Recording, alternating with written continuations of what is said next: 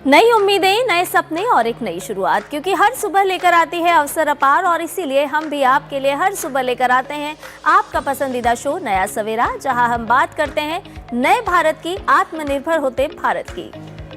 सादी, मैं हूं आंचल, मेरे साथ में मेरी सहयोगी संध्या। हमारी कोशिश होती है कि आर्थिक विकास की झलक आपको दिखाएं। साथ ही जब हम विकसित भारत 2047 के उस लक्ष्य को हासिल करने का भी जिक्र करते हैं, उससे जुड़ी तमाम बड़ी खबरें भी इस मंच से करें साझा। तो आइए शुरू करते हैं इस वक्त की प्रमुख सुर्खियों का morning prime time power pack show नया सवेरा। प्रधानमंत्री नरेंद्र मोदी आज रोजगार मेले में 61,000 से अधिक नवनियुक्त युवाओं को सौंपेंगे नियुक्ति पत्र। अब तक 11 लाख से अधिक नियुक्ति पत्र किए जा चुके हैं जारी।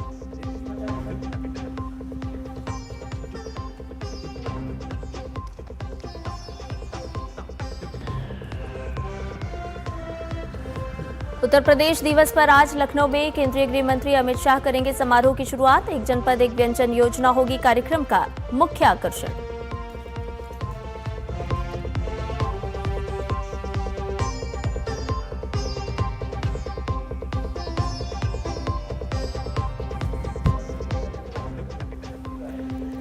ड्यूटी में लापरवाही बरतने वाले बीएलओज पर होगी अनुशासनात्मक कार्रवाई। निर्वाचन आयोग ने सभी राज्यों के लिए जारी किए निर्देश। पश्चिम बंगाल में भी एसआईआर प्रक्रिया के दौरान कानून व्यवस्था भंग करने पर होगी एफआईआर।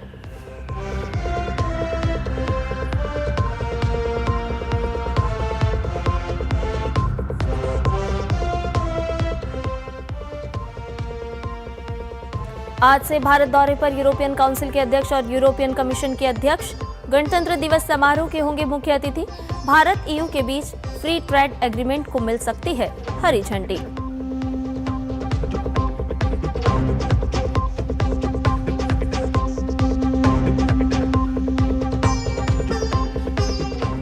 बांग्लादेश के यूनिस सरकार पर भड़की पूर्व प्रधानमंत्री शेख हसीना। कहा, आवामी लीग को बाहर करने से खत्म हुई चुनाव की विश्वसनीयता। राजनीतिक हिंसा और अल्पसंख्यकों की सुरक्षा को लेकर जताई चिंता।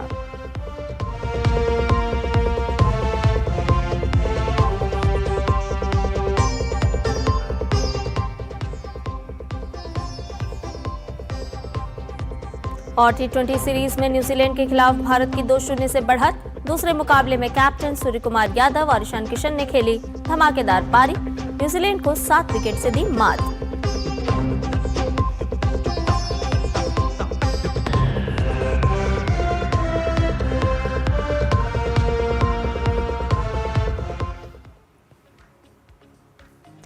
और आई खबरों में सबसे पहले बात करते हैं रोजगार मेले से जुड़ी हुई। प्रधानमंत्री नरेंद्र मोदी रोजगार सृजन को सर्वोच्च प्राथमिकता देते हैं। उनकी इसी प्रतिबद्धता के अनुरूप समय समय पर देश भर में रोजगार मेले का आयोजन किया जाता है। और आज का दिन भी इसी नजरिए से बहुत ही खास है। सुबह 11 बजे प्रधानमंत्री नरेंद्र मोदी वीडियो कॉन्फ्रेंस के माध्यम से रोजगार मेले में विभिन्न सरकारी विभागों और संगठनों में नवनियुक्त युवाओं को 61,000 से ज्यादा नियुक्ति पत्र वितरित करेंगे। इस मेले का आज 18वां संस्करण होगा।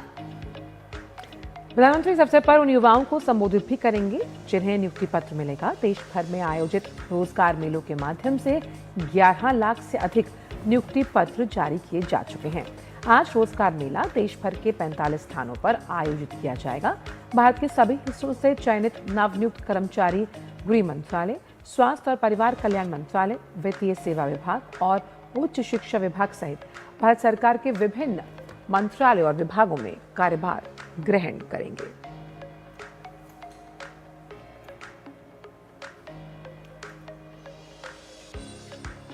और आज उत्तर प्रदेश का स्थापना दिवस है। हर साल यूपी अपनी स्थापना के गौरवशाली दिन को उत्तर प्रदेश दिवस के रूप में 24 जनवरी को मनाता है।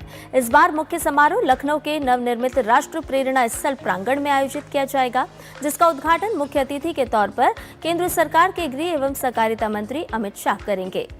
इसके साथ ही मुख्यमंत्री योगी आदित्यनाथ के विजन के अनुसार इस वर्ष विकसित भारत विकसित उत्तर प्रदेश के विषय पर उत्तर प्रदेश दिवस 2026 के कार्यक्रम का आयोजन किया जा रहा है। 3 दिवसीय कार्यक्रम में देश भर से आमंत्रित अतिथियों के साथ साथ प्रदेश के जन प्रतिनिधियों को भी विशेष रूप से आमंत्रित किया गया।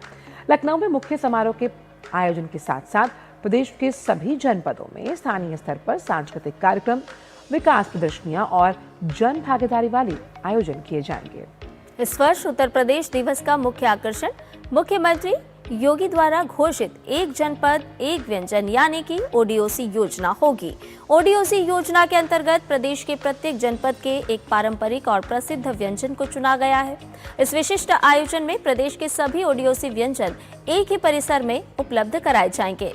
मुख्यमंत्री योगी आदित्यनाथ ने स्पष्ट शब्दों में कहा है कि आयोजन केवल एक सरकारी कार्यक्रम न रहकर जनोत्सव बने, जिसमें प्रदेश के हर नागरिक की भागीदारी सुनिश्चित हो और प्रदेश की सांस्कृतिक विविधता और जीवंत आत्मा के साथ साथ विकास यात्रा की भी झलक यहां पर देखने को मिले।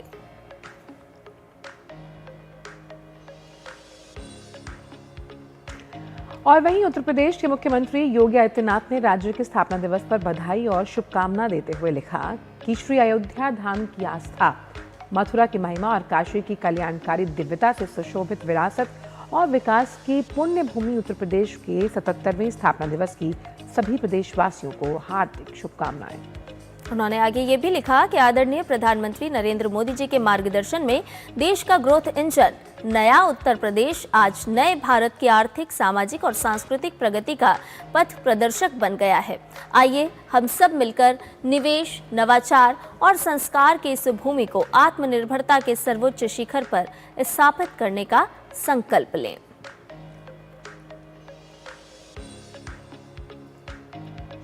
और आइए अब खबरों में बढ़ते हैं आगे और बात करते हैं कुछ बूथ स्तरीय अधिकारियों यानी कि बीएलओस की, जिनके द्वारा मतदाता सूची की शुद्धता से समझौता करने वाले जानबूझकर किए गए कृत्यों की पृष्ठभूमि में निर्वाचन आयोग ने दोषी बीएलओ के खिलाफ अनुशासनात्मक कार्रवाई करने की प्रक्रिया निर्धारित की है। आयोग ने राज्यों के मुख्य निर्वाचन अधिकारियों को भेजे गए एक पत्र में कहा है कि उसने कर्तव्य की उपेक्षा, लापरवाही, दुर्व्यवहार, निर्वाचन आयोग के निर्देशों का जानबूझकर पालन न करने, चुनाव कानूनों एवं नियमों के प्रावधानों का उल्लंघन करने से जुड़े मामलों पर विचार किया है, जो कि एक बीएलओ द्वारा आधिकारिक कर्तव्यों का निर्वहन करते समय किया गया हो। प्रक्रिया निर्धारित करते हुए आयोग ने कहा कि जिला निर्वाचन अधिकारी दोषी बीएलओ को निलंबित करेगा और अनुशासनहीनता या कर्तव्य में लापरवाही के लिए विभागीय कार्रवाई शुरू करने के लिए संबंधित अनुशासनात्मक प्राधिकारी को सिफारिश भी करेगा। संबंधित अनुशासनात्मक प्राधिकारी इस सिफारिश पर तुरंत कार्रवाई करेगा कि की गई कार्रवाई की सूचना 6 महीने के भीतर दी जाएगी।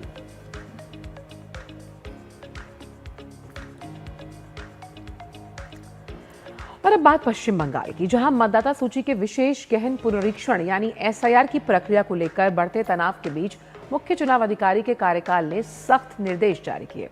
सभी जिला प्रशासनों को कहा गया कि एसआईआर से जुड़ी सुनवाई या पुनरीक्षण प्रक्रिया के दौरान यदि कानून व्यवस्था भंग होती है तो तत्काल एफआईआर दर्ज की जाए। निर्देश में यह भी स्पष्ट किया गया है कि स्थिति बिगड़ने पर सुनवाई को अनिश्चितकाल के लिए स्थगित किया जा सकता है। यह आदेश 19 जनवरी के सुप्रीम कोर्ट के निर्देशों का हवाला देते हुए जारी किया गया है। मुख्य चुनाव अधिकारी ने कहा है कि यदि एसआईआर सुनवाई केंद्रों या सरकारी कार्यालयों में तोड़फोड़, धमकी या अधिकारियों और कर्मचारियों पर हमले जैसी घटनाएं होती हैं तो स्थानीय थाने में तुरंत शिकायत दर्ज कराई जाए और इसके साथ ही शिकायत की प्रतियां पुलिस अधीक्षक और मुख्य चुनाव अधिकारी कार्यालय को भी भेजना अनिवार्य होगा। पत्र में यह भी चेतावनी दी गई कि यदि किसी क्षेत्र में हिंसा या सरकारी संपत्ति को नुकसान पहुंचाने की घटनाएं जारी रहती हैं तो उस इलाके में एसआईआर से जुड़ी सभी सुनवाई अनिश्चितकाल के लिए रोक दी जाएगी।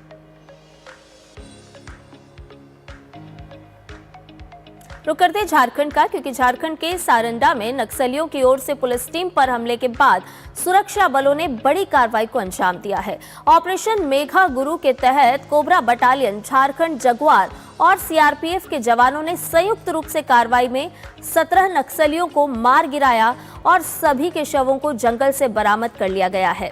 मारे गए नक्सलियों में कई इनामी भी शामिल हैं, जिन पर लाखों का इनाम था। बड़ी कार्रवाई के बाद झारखंड के सारंडा में पुलिस ने 17 नक्सलियों के शव बरामद किए।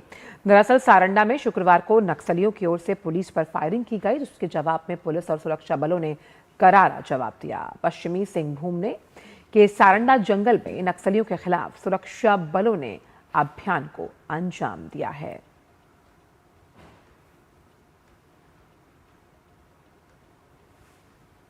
एक और कार्रवाई की बात करते हैं। गणतंत्र दिवस से पहले पंजाब से एक और आईएसआई समर्थित टेरर मॉड्यूल का भंडाफोड़ हुआ है।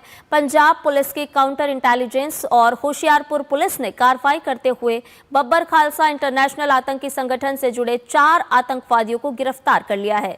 चारों ऑपरेटिव के पास से करीब 2.5 किलो आरडीएक्स से बना आईडी और 2 पिस्टल बरामद हुए हैं।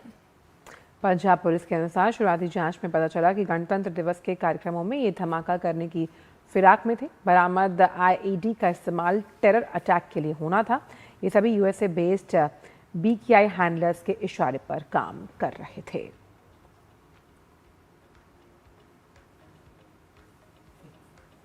और 77वें गणतंत्र दिवस समारोह को लेकर तैयारियां लगभग पूरी हो चुकी हैं। वहीं समारोह में मुख्य अतिथि के रूप में शामिल होने के लिए आज विदेशी मेहमान भी भारत पहुंच रहे हैं। आपको बता दें कि यूरोपियन काउंसिल के अध्यक्ष एंटोनियो कोस्टा और यूरोपियन कमीशन के अध्यक्ष उर्सुला वॉन डेर लेyen आज से भारत के 3 दिवसीय दौरे पर रहेंगे। वो 77वें गणतंत्र दिवस समारोह में मुख्य अतिथि के रूप में शामिल होंगे। वहीं इस दौरान भारत यूरोपियन यूनियन के बीच फ्री ट्रेड एग्रीमेंट को भी हरी झंडी मिल सकती है। तो गणतंत्र दिवस समारोह 77वां, इसके मुख्य अतिथि के रूप में यू की जो अध्यक्षा हैं वो भारत में मुख्य अतिथि के तौर पर इसमें शामिल होंगी। और वहीं भारत और यूरोपीय यूनियन के बीच जो एफटीए है यानी मुक्त व्यापार समझौता, अब वो निर्णायक चरण में पहुंच गया।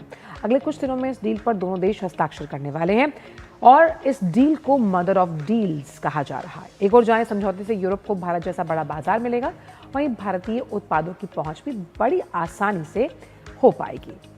तो आइए आपको एक रिपोर्ट के जरिए बताते हैं कि क्यों इस समझौते को मदर ऑफ ऑल डील्स कहा जा रहा है।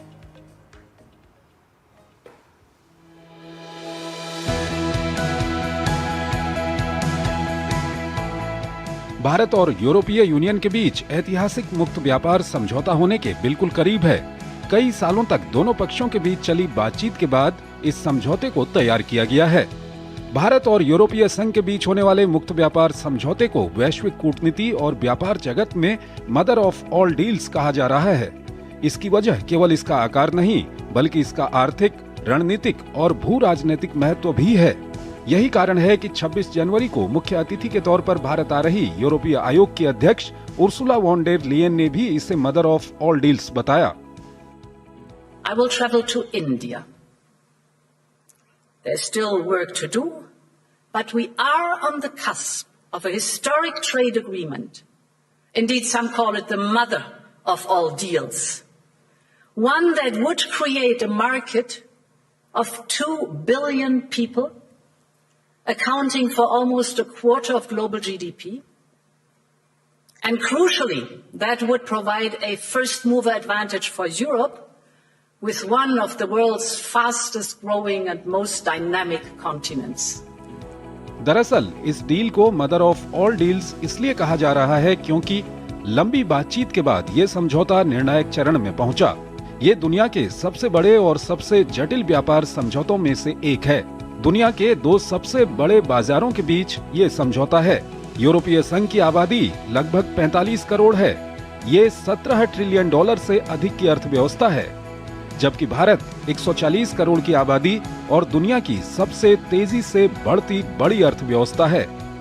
ये सिर्फ एफटीए नहीं, बल्कि कई डील्स का पैकेज है।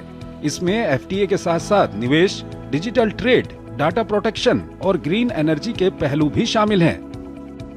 इस डील को निर्णायक चरण में पहुंचाने में भी काफी चुनौतियों का सामना करना पड़ा, क्योंकि यूरोप पर्यावरण, श्रम कानून और डेटा सुरक्षा पर सख्त है, जबकि भारत किसानों, डेयरी सेक्टर, एमएसएमई और नीतिगत स्वतंत्रता को लेकर काफी सतर्क है। आपको बता दें कि ईयू दुनिया का सबसे अधिक रेगुलेटेड मार्केट है। इस बाजार में भारत को व्यापक पहुंच मिलने से भारतीय कंपनियों की वैश्विक साख बढ़ेगी। भारत के उत्पाद विश्व मानकों पर खरे माने जाएंगे और वहीं दुनिया के बाकी बाजारों के दरवाजे भी खुलेंगे। इसलिए ये केवल व्यापार समझौता नहीं, बल्कि 21वीं सदी की वैश्विक अर्थव्यवस्था का नया फ्रेमवर्क बनने जा रहा है। चंद्रशेखर जोशी की रिपोर्ट, डीडी न्यूज। और वहीं भारत यूरोपियन यूनियन के बीच मुक्त व्यापार समझौता निर्णायक चरण में है और अगले कुछ दिनों में इस डील पर दोनों देश हस्ताक्षर कर सकते हैं। और इस डील को, जैसा कि हमने आपको बताया, कि मदर ऑफ ऑल डील्स कहा जा रहा है।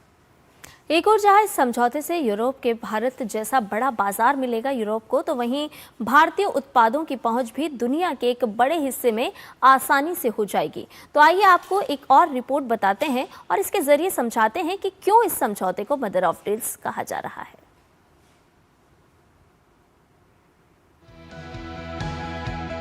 वैश्विक व्यापार के बदलते समीकरणों के बीच भारत ने बीते 4 वर्षों में जिस तेजी से मुक्त व्यापार समझौते को अंतिम रूप दिया है, उसने पूरी दुनिया का ध्यान अपनी ओर खींचा है। माना जा रहा है कि भारत और यूरोपीय संघ भी 27 जनवरी को ऐसे ही एक मुक्त व्यापार समझौता पर हस्ताक्षर करने की दिशा में आगे बढ़ रहे हैं। इसके तहत भारत और यूरोपीय संघ एक दूसरे के बाजारों तक पहुंच को आसान बनाएंगे। समझौते के लागू होने के बाद भारतीय उत्पादों को यूरोपीय संघ के देशों में कम या शून्य टैरिफ पर पहुंच मिलने की संभावना है। वहीं यूरोपीय संघ के उत्पादों को भी भारतीय बाजार में इसी तरह की सुविधा मिल सकेगी। जिस उद्देश्य के साथ इस समझौते की नींव रखी गई थी, वो अब लगभग 2 दशक बाद साकार होती दिख रही है। वर्ष 2007 में शुरू हुई ये पहल अब 2026 में ठोस आकार ले रही है, जिससे इसका ऐतिहासिक महत्व और बढ़ जाता है। भारत EU FTA की शुरुआत 2007 में हुई, जब दोनों पक्षों ने broad based trade and investment agreement यानी कि BTIA के रूप में इसे शुरू किया। ये पहल मुख्य रूप से EU की ओर से आई, जो भारत की तेजी से बढ़ती अर्थव्यवस्था और बाजार को देखते हुए व्यापार और निवेश को बढ़ावा देना चाहता था। भारत की ओर से भी रुचि थी, क्योंकि यूरोपियन यूनियन उस समय भारत का सबसे बड़ा व्यापारिक साझेदार था। समझौते का उद्देश्य सामान, सेवाओं, निवेश, प्रौद्योगिकी हस्तांतरण और नियामक सहयोग को कवर करना था। 2007 से 2013 तक कई दौर की वार्ताएं हुई, लेकिन असहमतियों के कारण ये रुक गया। 2022 में वार्ताएं फिर से शुरू हुई, मुख्य रूप से यूक्रेन युद्ध और अमेरिका चीन व्यापार तनाव जैसे वैश्विक भू राजनीतिक बदलावों के कारण इसकी राह थोड़ी आसान हुई। इसके बाद भारत के प्रधानमंत्री और यूरोपीय संघ के शीर्ष नेतृत्व के बीच लगातार उच्च स्तरीय संवाद और बैठकों ने इस प्रक्रिया को नई गति दी। हालांकि FTA वार्ता के दौरान कई संवेदनशील और जटिल मुद्दे सामने आए। इनमें सबसे अहम रहा व्यापार संतुलन, जहां भारत को ये आशंका थी कि यूरोपीय उत्पादों को भारत के आसान बाजार पहुंच मिलने से अपने घरेलू उद्योगों पर नकारात्मक असर पड़ सकता है। वहीं कृषि उत्पादों और वस्त्रों पर शुल्क को लेकर भी दोनों पक्षों के बीच मतभेद रहे। भारत चाहता है कि उसके कृषि और वस्त्र उत्पादों को यूरोपीय बाजार में बेहतर अवसर मिले, जबकि यूरोपीय संघ अपने किसानों और घरेलू उत्पादों की सुरक्षा को लेकर सतर्क रहा। इसके अलावा निवेश और सेवा क्षेत्र में पहुंच, डेटा सुरक्षा और नियामक मानक जैसे मुद्दे भी बातचीत के केंद्र में रहे। यूरोपीय संघ ने डेटा गोपनीयता और सख्त नियामक ढांचे पर जोर दिया, जबकि भारत के लिए ये मामला घरेलू नीति और डिजिटल संप्रभुता से जुड़ा रहा। साथ ही पर्यावरणीय और श्रमिक अधिकारों से जुड़े सामाजिक मानकों को लेकर भी यूरोपीय संघ ने भारत से सुधार की अपेक्षा की। इन सभी चुनौतियों के बावजूद दोनों पक्ष इस समझौते को उच्च प्राथमिकता देते आए हैं। नतीजतन आज दोनों पक्ष ऐसे ऐतिहासिक समझौते को अंतिम रूप देने जा रहे हैं। Bureau report, DD news. और नया सवेरा का सफर आगे भी जारी रहेगा, लेकिन फिलहाल एक छोटे से ब्रेक के लिए रुक रहे हैं। जल्द हाजिर होंगे।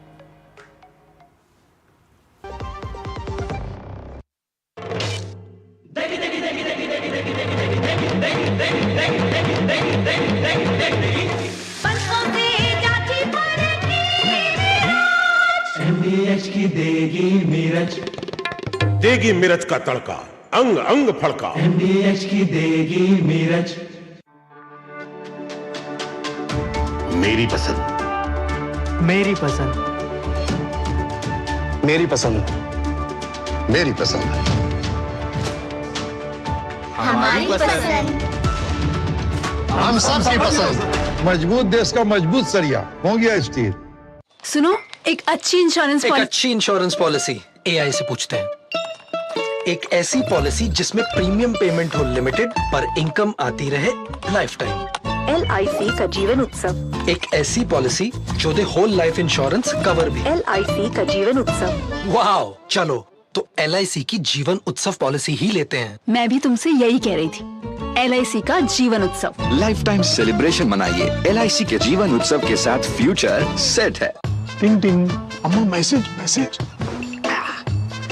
मैं आपके मौसा के चाचा का नाती का पोता, शादी का कार्ड मैसेज में भेजा है, डाउनलोड करिए और आशीर्वाद दीजिए। मैं तो आपको जानती भी नहीं, फिर भी शादी का कार्ड खोलूं? मैं मूर्ख नहीं हूँ। क्या बात है अम्मा। यूपीआई कहता है अगर कोई अनजान नंबर से फाइल या लिंक भेजे तो क्लिक मत करो और कहो मैं मूर्ख नहीं।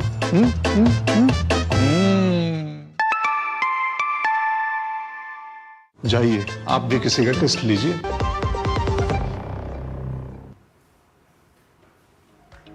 ब्रेक के बाद का स्वागत और बढ़ते हैं आगे। प्रधानमंत्री नरेंद्र मोदी ने सत्ता में आने के बाद लंबित परियोजनाओं के काम में तेजी लाने और उन्हें जल्द से जल्द पूरा करने के लिए प्रगति नाम से एक पहल की शुरुआत की। और इस पहल का मकसद था प्रोजेक्ट्स में देरी की वजहों का पता लगाना और उनका समाधान निकालना। इस पहल के 50 बैठकें हो चुकी हैं और 85 लाख करोड़ की 3300 से ज्यादा परियोजनाओं को जल्द ही पूरा भी कर लिया गया है। प्रगति की पहल कैसे कमाल कर रही है, इसी पर हम लगातार एक सीरीज चला रहे हैं जिसका नाम है प्रगति एट 50, विकास को गति।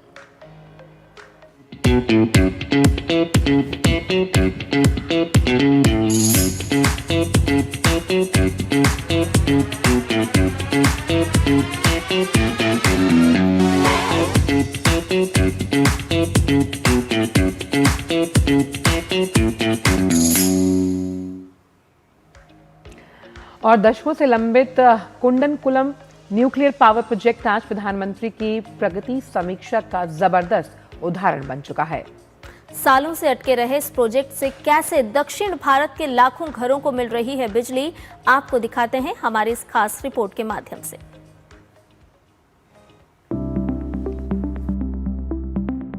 कुडनकुलम न्यूक्लियर पावर प्रोजेक्ट आज भारत के ऊर्जा क्षेत्र की एक बड़ी सफलता बन चुका है। यह परियोजना प्रधानमंत्री नरेंद्र मोदी की प्रगति पहल की सबसे बड़ी कामयाबी के रूप में उभरी है। दशकों से लंबित होता रहा ये प्रोजेक्ट अब दक्षिण भारत के लाखों घरों को बिजली दे रहा है। परियोजना के तहत एडमोन से मुवट्टुपुझा तक करीब 297 सर्किट किलोमीटर लंबी 400 KV double circuit transmission line, high capacity substation और तूतीकोरिन 2 GIS स्टेशन पर टर्मिनल बे तैयार किए गए। करीब 2577 करोड़ रुपए की लागत वाली इस प्रणाली से तमिलनाडु, केरल, कर्नाटक और पुडुचेरी को स्थायी और सस्ती बिजली मिल रही है। इस प्रोजेक्ट के दौरान कई समस्याएं सामने आईं, जिनके कारण काम लगभग ठप हो गया था। केरल के कोल्लम, पत्तनमथिट्टा, कोट्टायम और एर्नाकुलम जिलों में कुछ लोगों के विरोध और मुआवजे को लेकर विवाद के चलते बाधा आई। केरल सरकार ने 2014 और 2015 में मुआवजा बढ़ाने के आदेश तो जारी किए, लेकिन भुगतान नहीं हो पाया। इससे सर्वे और टावर निर्माण में भारी देरी हुई। इसके बाद 4 नवंबर 2015 को यह मामला प्रगति प्लेटफॉर्म पर प्रधानमंत्री की अध्यक्षता में उठाया गया। साफ निर्देश दिए गए कि केरल सरकार समयबद्ध तरीके से मुआवजा दे और पावर ग्रिड पर तुरंत काम तेज करे। इसके बाद PMG के जरिए लगातार निगरानी हुई। तहसीलदार, सर्वेयर, जिला कलेक्टर और कृषि विभाग की टीमें तैनात की गई। कानून व्यवस्था के इंतजाम किए गए और रुके हुए सर्वे फिर से शुरू हुए। 2017 तक अधिकांश सर्वे पूरे हुए। सैकड़ों टावरों का निर्माण शुरू हुआ। इसके बाद बाकी समस्याओं के समाधान के साथ परियोजना ने पूरी रफ्तार पकड़ी। नवंबर 2015 में प्रगति मीटिंग में ये गया और माननीय प्रधानमंत्री जी ने इसके ऊपर विशेष गौर लेते हुए और केरल की सरकार और तमिलनाडु की सरकार को ये स्पष्ट निर्देश दिए। उस मीटिंग के बाद जो प्रोजेक्ट में प्रोग्रेस आई एंड सब्सिक्वेंटली जो पूरी प्रगति की टीम थी, वो PMG की टीम, उन्होंने इसको स्टेट गवर्नमेंट के साथ मॉनिटर करना चालू रखा। तो उसके बाद फिर धीरे धीरे ROW इश्यूज रिजॉल्व हुए और इस प्रोजेक्ट को हमने सक्सेसफुली 2019 में दिसंबर 2019 में कंप्लीट किया। 31 दिसंबर 2019 को कुडनकुलम APP ट्रांसमिशन सिस्टम चालू हो गया। वहीं अब जल्द ही इसकी क्षमता और बढ़ने वाली है। यहां से 6000 मेगावाट बिजली उत्पादन के लक्ष्य के साथ इस परियोजना की यूनिट 3 और यूनिट 4 अंतिम चरण में है। कुडनकुलम से मिलने वाली बिजली तमिलनाडु और आसपास के राज्यों के औद्योगिक क्षेत्रों की मजबूती का आधार बन गई है। इससे कोयले पर निर्भरता घटी है और कार्बन उत्सर्जन भी कम हुआ है।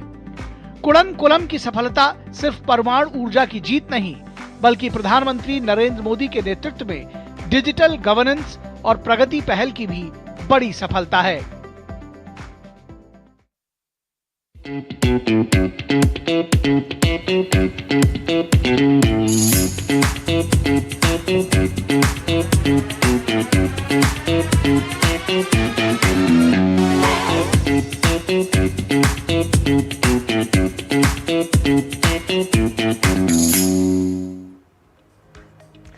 और इस बार गणतंत्र दिवस पर 30 झांकियां कर्तव्य पथ पर दिखाई देंगी। पश्चिम बंगाल की झांकी राष्ट्रीय थीम वंदे मातरम के 150 साल पर आधारित है। वंदे मातरम की रचना बंकिम चंद्र चट्टोपाध्याय ने की थी। ये झांकी साहित्यिक इतिहास और क्रांतिकारी जोश का मिश्रण है। देखिए हमारे सहयोगी संवाददाता विशाल बेरिस्टो की एक खास रिपोर्ट।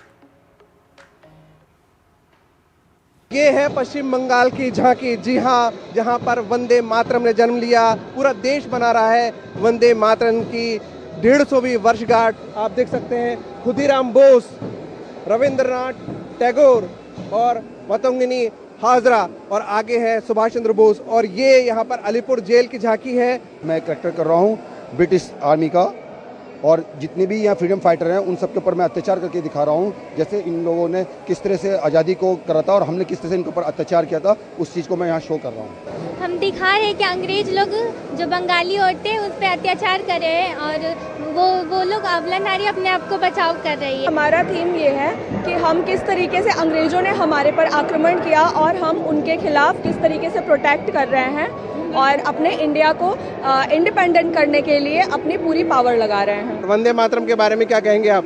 सर, जैसा हम लोग का टैब्लू का थीम है स्वतंत्रता का मंत्र वंदे मातरम, और इसमें मैं एक कॉलेज के विद्यार्थी के रूप में अपने आप को पेश कर रहा हूँ जो अंग्रेजों को विरोध प्रदर्शन करते हुए बमबारी कर रहा हूँ उन पे। ये तमाम युवा याद दिला रहे हैं उन सालों की, उस वक्त की जब भारत के युवा लड़े थे अंग्रेजी हुकूमत के खिलाफ। कैमरामैन भीम के साथ मैं विशाल बेरिस्टो, डीडी न्यूज़, दिल्ली। और गणतंत्र दिवस की इन झलकियों के बाद आइए अब बात करते हैं मौसम को लेकर। तो उत्तर भारत में मौसम ने एक बार फिर करवट ली और पहाड़ों पर जबरदस्त बर्फबारी देखने को मिल रही है। जम्मू कश्मीर से लेकर हिमाचल प्रदेश तक की वादियां बर्फ की सफेद चादर में ढक चुकी है। कश्मीर घाटी में जारी भारी बर्फबारी के कारण तापमान सामान्य से काफी नीचे चला गया है। वहीं बडगाम और कठुआ में ताजा बर्फबारी का आनंद लेते हुए पर्यटक नजर आ रहे हैं। आप भी घर पर बैठकर इन तस्वीरों का आनंद लीजिए। और अनंतनाग उधमपुर इलाके में लगातार हो रही बर्फबारी से पूरा क्षेत्र बर्फ में लिपटा हुआ नजर आ रहा है। इसके साथ ही हिमाचल प्रदेश के चंबा और मनाली में सीजन की पहली बर्फबारी से सैलानियों की खुशियां दोगुनी हो गई। राजधानी शिमला में बर्फबारी से शहर और पहाड़ियां बर्फ की सफेद मोटी चादर में ढक गई हैं। सुबह तड़के की अगर बात करें तो यहाँ पर शुरू हुई बारिश और बर्फबारी के दौर ने ठंडक बढ़ा दी है। इस बर्फबारी से आने वाले दिनों में पर्यटकों की संख्या और भी बढ़ने की उम्मीद की जा रही है। पहली बार बर्फबारी देखने पहुंचे सैलानी बेहद खुश नजर आ रहे हैं। देश के अलग अलग हिस्सों से आए लोग बच्चों से लेकर बड़ों तक इस मौसम का भरपूर आनंद ले रहे हैं, लुत्फ उठा रहे हैं।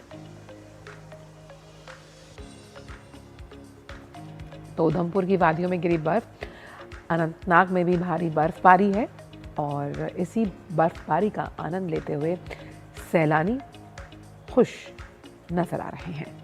और इस बर्फबारी का लंबे समय से सैलानी इंतजार भी कर रहे थे। हालांकि पिछले दिनों कुछ पर्यटक जब पहुंचे तो उन्हें मायूसी का सामना करना पड़ा, लेकिन अब बर्फबारी हो रही है और जिसकी वजह से सैलानियों को काफी आनंद भी आ रहा है। तो ये दो तस्वीरें आपको दिखा रहे हैं शिमला और मनाली की।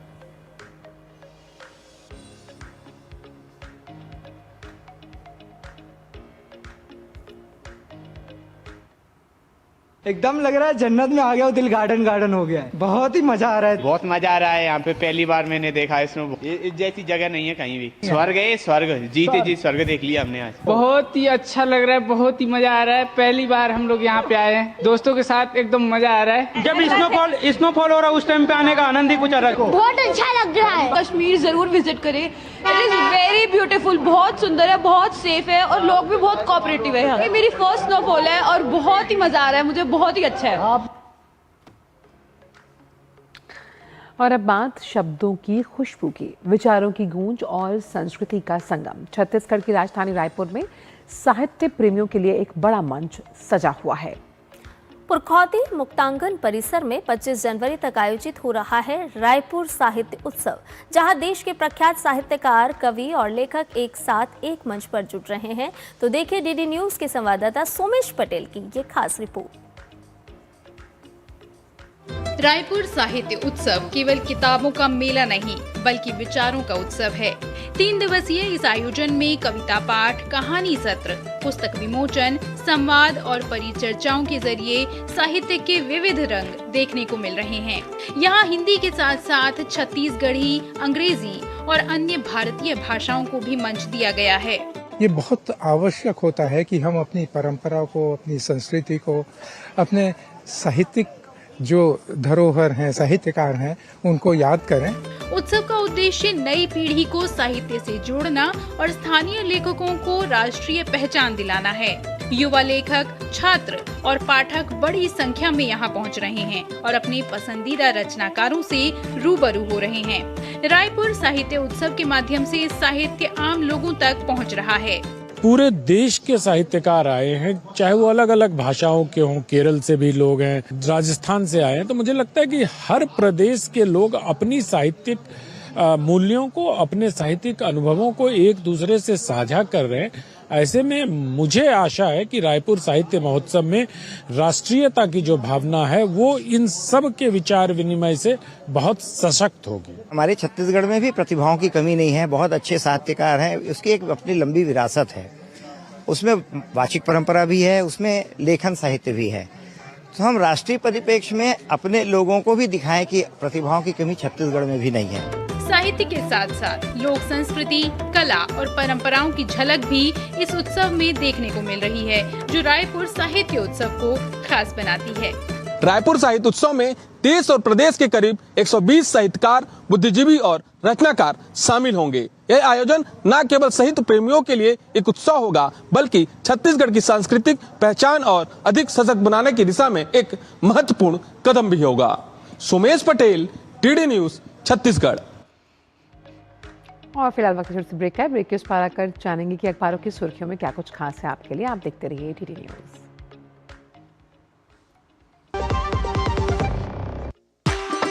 MDH कसूरी मेथी लाजवाब है, लाजवाब है।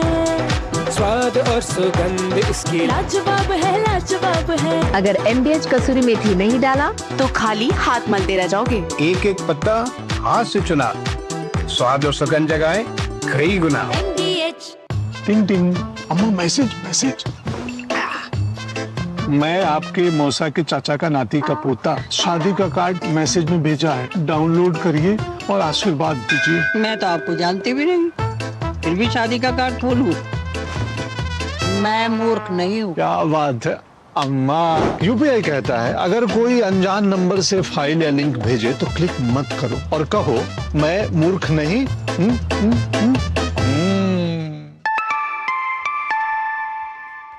जाइए आप भी किसी का टेस्ट लीजिए। जब धरती चीर कर निकलता है लोहे का पत्थर और मिलता है मोंगिया के जोश से, फिर तपता है, पिघलता है और बनता है फौलाद। अब होता है सरिया सारी खूबियों के साथ। मोंगिया स्टील, मजबूत देश का मजबूत सरिया। विभाग अनेक, कंप्लेंट बॉक्स 1।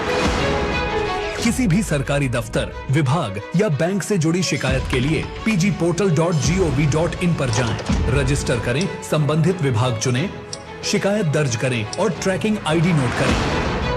SMS या ईमेल पर एक्नॉलेजमेंट पाएं और शिकायत का जवाब सीधे मंत्रालय से प्राप्त करें। अब तक 1 करोड़ 12 लाख से अधिक भारतीयों ने भरोसा जताया।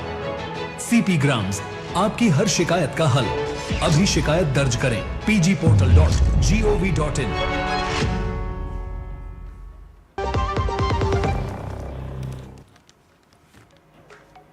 और ब्रेक के बाद नया सवेरा में आपका एक बार फिर से स्वागत है। और आइए अब रुक कर लेते हैं समाचार पत्रों में कौन कौन सी खबरें प्रकाशित हैं, आपको बता देते हैं। तो पहली खबर की बात करें तो ये है सड़क दुर्घटनाओं से जुड़ी हुई, कैसे सड़क दुर्घटनाओं को रोका जा सकता है उसको लेकर के लगातार संबंधित मंत्रालय काम कर रहा है। और इसको लेकर के आपको बता दें कि केंद्रीय सड़क परिवहन और राजमार्ग मंत्री नितिन गडकरी की अध्यक्षता में सड़क परिवहन और राजमार्ग मंत्रालय की संसदीय परामर्शदात्री समिति की बैठक संपन्न हुई और इसमें ये बात कही गई कि सड़क दुर्घटनाओं को कम करने के लिए वाहन से वाहन संचार के लिए 30 गीगाहर्ट्ज रेडियो फ्रीक्वेंसी आवंटित की जाए। सदस्यों ने सड़क दुर्घटना और मौतों को कम करने के लिए बहुआयामी उपायों पर जोर दिया और क्या कुछ किया जा सकता है, कैसे सड़क दुर्घटनाओं को रोका जा सकता है, इसको लेकर के इस बैठक में बात की गई और विचार साझा किए गए।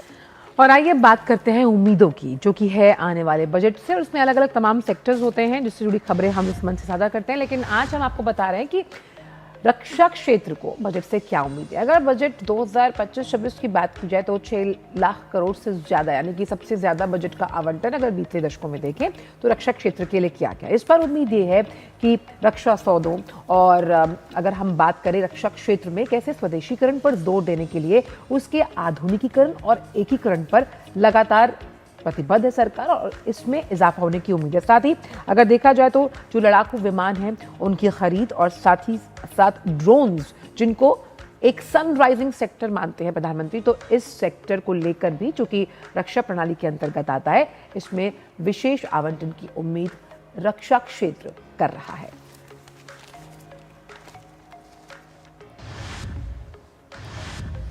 अगली खबर आस्था की डुबकी से जुड़ी हुई है और आंकड़े बता रहे हैं कि कितनी बड़ी संख्या में लोग माघ मेले में पहुंचे। जी हां, वसंत पंचमी का मौका था और 3.56 करोड़ श्रद्धालुओं ने संगम में आस्था की डुबकी लगाई है। पर्व पर स्नान के लिए सभी घाटों पर श्रद्धालुओं का सैलाब उमड़ा था और गुरुवार रात 12 बजे तक के आंकड़ों की अगर हम बात करें तो संगम में स्नान शुरू हो चुका था और बड़ी संख्या में यहाँ पर श्रद्धालु पहुंचे। प्रयागराज में ये माघ मेला चल रहा है और शुक्रवार को बसंत पंचमी पर्व था। ऐसे में इस मेले का उत्साह और भी बढ़ गया और लोग यहाँ पर संगम पर पहुंचे और स्नान किया। और अगली खबर जुड़ी हुई है जब हम डिजिटल युग की बात करते हैं और इसमें आर्टिफिशियल इंटेलिजेंस किस तरह से कई ऐसे काम हैं जिन्हें आसान और सुगम बना रहा है। अब कहते हैं कि इतिहास ऐसा होता है जिससे आपकी आने वाले भविष्य की धुरी टिकी होती है। ऐसे में इतिहास की कुछ ऐसी तस्वीरें जो आपको और आने वाली जो पीढ़ियां हैं उससे रूबरू करवाती है कि आखिरकार उस वक्त हुआ क्या था। इन तस्वीरों को अब आर्टिफिशियल इंटेलिजेंस के माध्यम से अगर वो धुंधली पड़ गई हैं तो उन्हें ठीक किया जा सकता है। और ये हैदराबाद के रिसर्चर्स ने कर दिखाया और इसका नाम उन्होंने दिया HTLIP SHAR शार। इस प्रक्रिया को नाम दिया कि इसके जरिए अगर तस्वीरें खराब हैं या धुंधली हैं तो उन्हें अगर इस तकनीक का इस्तेमाल किया जाएगा इस प्रक्रिया के जरिए तो उत्कृष्ट भाव में आप देख सकते हैं और अपने इतिहास में पीछे यानी कि टाइम जोन में जाया जा सकता है। तो आज अखबारों के जगत में इन तमाम सुर्खियों से इतना ही, लेकिन अब आपको लिए चलते हैं दुनिया भर से जुड़ी कुछ खास खबरों की तरफ और देखते हैं कि क्या हो रहा है अंतर्राष्ट्रीय जगत में। और बात करते हैं बांग्लादेश की पूर्व प्रधानमंत्री शेख हसीना की, जिन्होंने मोहम्मद यूनुस सरकार की कड़ी आलोचना की और उस पर उन्होंने कहा कि 12 जनवरी को होने वाले आम चुनावों से पहले आवामी लीग को निलंबित कर लोकतांत्रिक मानदंडों को कमजोर करने का उन्होंने उन पर आरोप लगाया है। जी हाँ, यहाँ पर 12 फरवरी को चुनाव होने हैं और द प्रिंट को दिए एक लिखित साक्षात्कार में हसीना ने कहा है कि इस कदम से लाखों मतदाताओं को उनके अधिकार से वंचित किया गया है, जिससे चुनाव प्रक्रिया की विश्वसनीयता कमजोर हुई है। उन्होंने सरकार के इस दावे को खारिज कर दिया कि पार्टी को केवल निलंबित किया गया है, प्रतिबंधित नहीं। उन्होंने तर्क दिया कि चुनाव प्रचार या चुनाव लड़ने से प्रतिबंधित पार्टी वास्तव में राजनीतिक जीवन से बाहर हो जाती है। हसीना ने आरोप लगाया कि अंतरिम प्रशासन ने हार के डर से चुनावी मैदान खाली करा दिया और जोर देकर कहा कि आवामी लीग के बिना हुए चुनाव स्वतंत्र, निष्पक्ष या वैध हो ही नहीं सकते।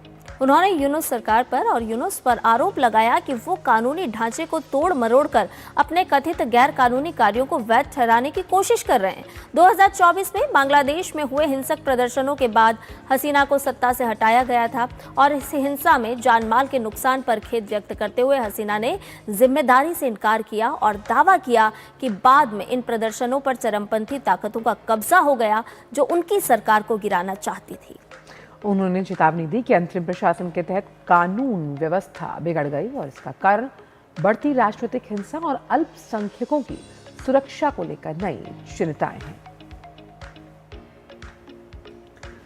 ये खबर थी बांग्लादेश से जुड़ी हुई। वहीं अब बात करते हैं ब्रिटेन की, जिसके विदेश राष्ट्रमंडल और विकास कार्यालय ने बांग्लादेश में 12 फरवरी को होने वाले राष्ट्रीय चुनावों से पहले अपनी यात्रा सलाह को जारी किया है। एडवाइजरी में संभावित अव्यवस्था और सुरक्षा संबंधी चिंताओं को लेकर चेतावनी दी गई है। एफसीडीओ के अनुसार 22 जनवरी से चुनाव प्रचार शुरू हो चुका है और आने वाले दिनों में राजनीतिक रैलियों में बढ़ोतरी की संभावना है। इससे भारी भीड़, कड़ी सुरक्षा व्यवस्था और परिवहन सेवाओं में बाधा आ सकती है। ब्रिटिश नागरिकों को यात्रा की पहले से योजना बनाने और किसी भी देरी या अशांति की स्थिति में वैकल्पिक व्यवस्था रखने की सलाह भी दी गई है। चुनाव अवधि के दौरान यात्रियों को स्थानीय हालात पर नजर रखने और आधिकारिक दिशा निर्देशों का पालन करने की अपील की गई।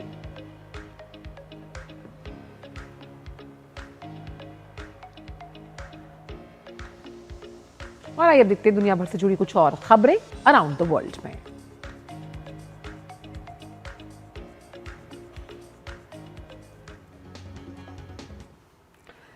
उत्तर पश्चिमी पाकिस्तानी शहर डेरा इस्माइल खान में एक घर की अगर बात की जाए तो वहां विस्फोट हुआ, जिसमें कम से कम 5 लोग मारे गए और 10 घायल। विस्फोट की जिम्मेदारी अभी तक किसी ने नहीं ली। पाकिस्तान सरकार ने अफगान तालिबान पर टीटीपी आतंकवादियों को पनाह देने का लगाया आरोप। वहीं अफगान सरकार ने इन आरोपों को किया खारिज। पाकिस्तान की सुरक्षा एक आंतरिक मामला।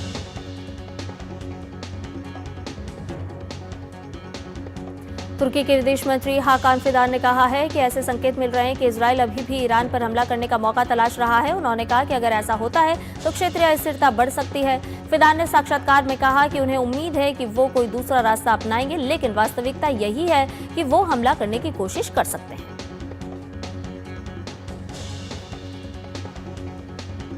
वेनेजुएला के अंतरिम राष्ट्रपति डेल्सी रॉड्रिगेज ने कहा कि चल रही रिहाई प्रक्रिया के तहत अब तक 626 लोगों को जेल से रिहा किया जा चुका। हालांकि उन्होंने रिहाई की समय सीमा स्पष्ट नहीं की। मानवाधिकार समूह फोरम पेनाल ने 8 जनवरी से अब तक केवल 154 राजनीतिक कैदियों की रिहाई की पुष्टि की है।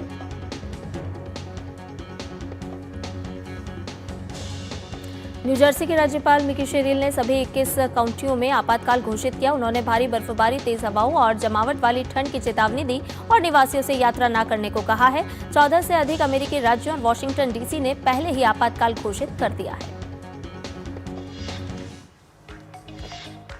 और आइए अब रुक करते हैं हमारे खास सेगमेंट मनी मंत्र का, जहां हम आपको बताएंगे निवेश के कुछ अच्छे तरीके जो सुरक्षित भविष्य के लिए बहुत जरूरी हैं। तो आइए बताते हैं कि सोने में निवेश किस तरह से किया जा सकता है।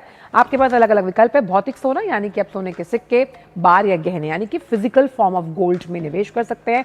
साथ ही दूसरा ऑप्शन आपके पास आता है गोल्ड एक्सचेंज ट्रेडेड फंड यानी कि ETF, जो सरकार द्वारा जारी किए जाते हैं और 1 ग्राम के बराबर इन्हें जारी किया जाता है। ये आपके पास दूसरा ऑप्शन है। गोल्ड ETF के जरिए आप सोने में निवेश कर सकते हैं। साथ ही ये स्टॉक एक्सचेंज पर आसानी से उपलब्ध है। सोना आपके सुरक्षित भविष्य का साथी माना जाता है और निवेश के मुख्य तरीकों के बारे में आप यहाँ पर जान रहे हैं। और स्टॉक एक्सचेंज पर आप इस फंड को खरीद और बेच भी सकते हैं। फिजिकल फॉर्म से अलग अगर हम ETF की बात करें, और 24 कैरेट सोने की कीमत को ये ट्रैक भी करता है। साथ ही साथ डीमैट खाते में रखे जाते हैं गोल्ड म्यूचुअल फंड। तो आर्थिक झटकों से बचने के लिए ये सुविधाजनक तरीका है आपके पास। 100 रुपए से शुरू कर सकते हैं आप। इसमें निवेश और डीमैट की जरूरत इसके लिए नहीं होती है।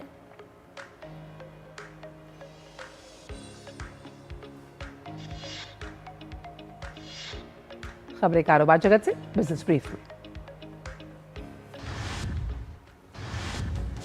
इस सप्ताह देश के विदेशी मुद्रा भंडार में तूफानी उछाल देखने को मिला। विदेशी मुद्रा भंडार $14.167 बिलियन बढ़कर $701.360 बिलियन हो गया। वहीं गोल्ड की वैल्यू $4.623 बिलियन बढ़कर $117.454 बिलियन हो गई।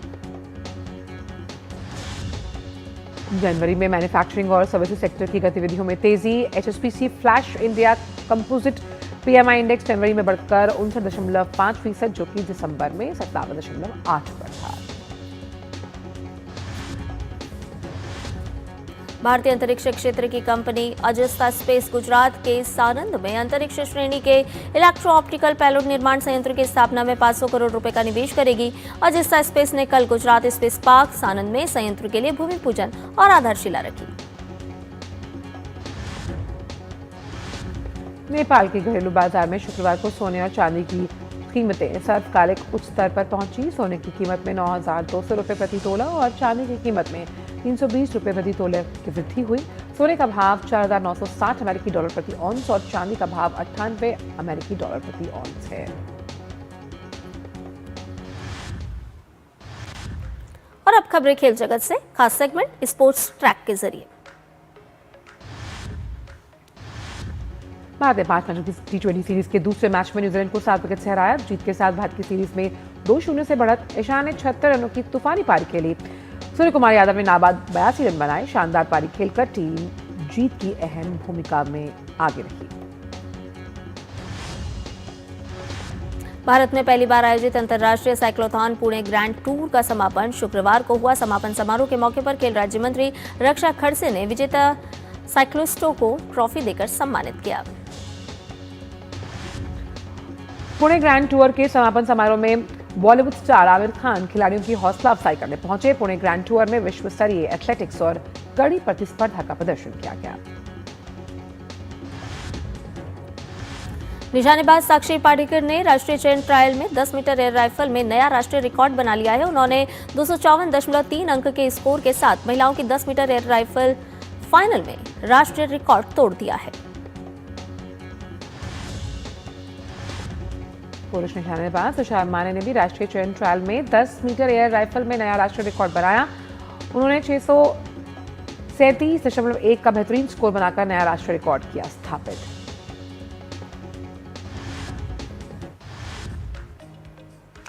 और अब बात दिल्ली के त्रिवेणी कला संगम की, जहां दास्ताने गुरु नानक नाटक का मंचन हुआ, जिसमें श्री गुरु नानक देव जी के जीवन और उनके आदर्शों को पेश किया गया। इसमें रंगमंच, संगीत और गुरुबानी का अद्भुत संगम देखने को मिला। इस नाटक के जरिए दर्शकों को जीवन की गहरी और प्रेरणादायक दास्तान को एक अलग नजरिए से देखने का मौका मिला, जिसमें बहुत ही खूबसूरत तरीके से कहानी सुनाई जाती है। वो कहानियाँ जो हमारी सभ्यता का, जो हमारी संस्कृति का एक हिस्सा रही हैं। आज की हम बात करें तो गुरु नानक की ज़िंदगी के बहुत ही अनछुए पहलू आज हम जानेंगे दास्तान के जरिए। तो आइए चलते हैं एक बहुत ही खूबसूरत से थिएटर में।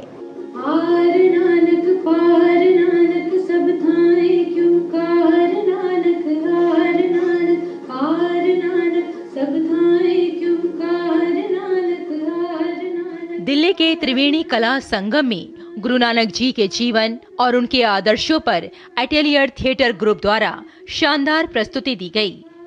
दास्ताने गुरु नानक नाटक के जरिए गुरु नानक देव जी के जीवन की उन घटनाओं को दर्शाया गया जिन्होंने न केवल धार्मिक दृष्टिकोण को बदलने का काम किया, बल्कि मानवता के प्रति उनके दृष्टिकोण ने समाज को एक नई दिशा दी। कुलजीत सिंह के निर्देशन में रंगमंच, संगीत और गुरुवाणी का अद्भुत संगम देखने को मिला। दास्ताने गुरु नानक एक संगीतमय प्रस्तुति है जिसमें संगीत और कहानी के जरिए गुरु नानक जी के सार्वभौमिक भाईचारा, प्रेम और सभी के लिए एक ईश्वर यानी एक ओमकार का संदेश दिया गया। आशिकार उसने किया जो जिंदगी का राज था, हिंद को लेकिन ख्याली फलसफे पर नाज था। दास्तान अगर मैं बोलूं तो हमारी दादी नानियाँ, या उससे भी पहले अगर मैं बात करूं तो लव कुश ने सुनाई थी राजा राम को। ये तो चलता ही आ रहा है एंड आई एम श्योर ये चलता रहेगा। बीच में कुछ टाइम आया था जहाँ पे ये थोड़ा सा कम हो गया था, but we have so many good दास्तान गोज इन इंडिया। इस दास्तान में हम बाबा नानक की ज़िंदगी को गाते हैं, सुनाते हैं और शेयर करते हैं। इस नाटक में 13वीं सदी की दास्तान गोई कला को गुरुबानी के साथ बहुत ही सुंदरता के साथ प्रस्तुत किया गया। कथाकार और गायिका ने अपनी परफॉर्मेंस से दर्शकों का दिल जीत लिया। इस प्रस्तुति के द्वारा इतिहास के पन्नों से निकलकर गुरु नानक जी का जीवन सजीव हो उठा। दास्ताने गुरु नानक ने न केवल रंगमंच पर एक नई ऊंचाई को छुआ, बल्कि एक गहरे संदेश के साथ दर्शकों के दिलों में अनमोल छाप भी छोड़ दी।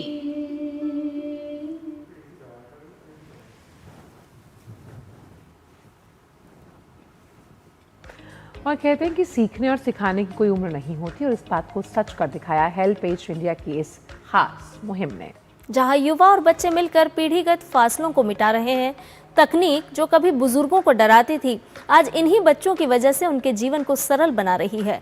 स्मार्टफोन के फीचर्स से लेकर ऐप्स की सेटिंग्स तक ये बच्चे अब साइबर वॉरियर्स की भूमिका निभा रहे हैं।